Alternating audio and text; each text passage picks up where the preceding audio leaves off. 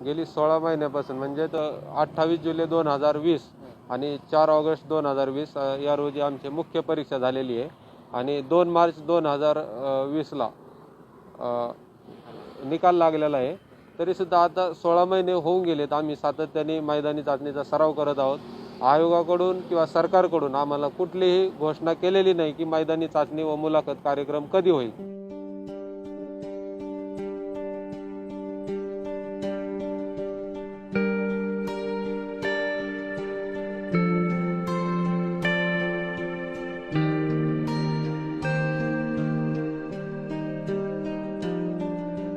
गेल्या 16 महिन्यापूर्वी MPSCची परीक्षा देऊन सुद्धा मैदानी चाचणी विद्यार्थ्यांची होत नाही, त्यामुळे हे जे विद्यार्थी अडचणीत सापडलेले आहे। 16 महिन्यापूर्वी यांची परीक्षा झाली, मात्र निकाल लागून मैदानी चाचणी होईल अशी अपेक्षा होती, मात्र ती होत नाही आहे। त्यामुळे हे सगळे विद्यार्थी जे उभे आहेत माझ्यासोबत ते अडचणीत सापडले आहेत। त्यांच्याशी आपण चर्चा करूया, नेमकी त्यांची काय अडचण आहे, काय सांगाल। 16 महिन्यापूर्वी म्हणजे आता 1.5 वर्ष होत आलं आहे जवळपास, तुमची परीक्षा झाली परंतु मैदानी चाचणी होत नाही, काय अडचणी आहे? नमस्कार सर, मी अशोक पाखरे। आम्ही सर्व आमचे मित्र संभ्रमात आहेत की मैदानी चाचणी होणार आहे किंवा नाही, होणार आहे तर कधी होणार आहे।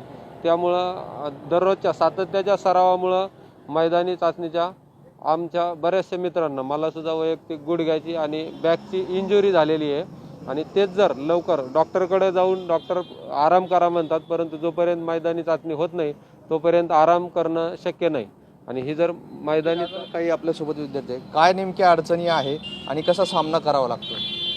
सर आता जवळपास 16 महिने उलटून गेलेले आहे मेन्स हो।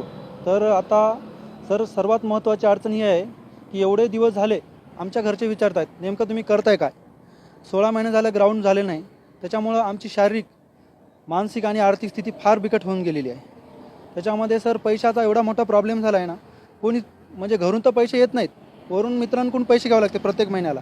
आणि मग त्यांना एक लिमिटेशन आहे सर, प्रत्येक महिन्याला मित्रांकडून पैसे घेताना लिमिटेशन असतात, एका महिन्याला देतात दुसऱ्या महिन्याला देत नाहीत। मग तिथं प्रॉब्लेम होतो आमचा की आता आर्थिक आपली बाजू कशी लढवायची। आणि जे प्रसंगी आमचे काही मित्र ग्राउंड सोडून गावाकडे गेलेले आहेत आणि सध्या काही आमच्यामधलेच मुलं आता जॉब करत आहेत, जॉब करत करत फिजिकल देत आहेत। त्यांच्यामुळं सर आमची अशी विनंती आहे की शासनाला की बाबा लवकरात लवकर ग्राउंड घेऊन आम्हाला मोकळं केलं पाहिजे। नक्कीच ग्राउंड यांचा होण्याची विनंती करतायत। आपल्यासोबत अजून काही आहेत, काय नेमक्या अडचणी आहे आणि सरकारकडे काय तुम्ही मागणी केली आहे का? सर आम्ही आता 15 दिवसामध्ये बरेच निवेदन समजा राज्यमंत्री आमचे जे आमदार आहे त्यांना दिलेले आहे। निवेदनाच्या माध्यमातून समजा आमची सगळी सरकारकडे आणि आयोगाकडे मागणी केलेली आहे आणि आम्हाला लवकरच आशा आहे की समजा यातून सरकार आणि MPSC लवकरात लवकर दखल घेईल। नक्कीच ह्या सगळ्या अडचणी, काही मुली पण आहे माझ्यासोबत, त्यांना विचारूया, किती दिवस झाले तुम्ही कशी प्रॅक्टिस करताय आणि काय काय अडचणीचा सामना करावा लागतोय? आम्ही गेल्या 16 महिन्यांपासून तयारी चालू करतात।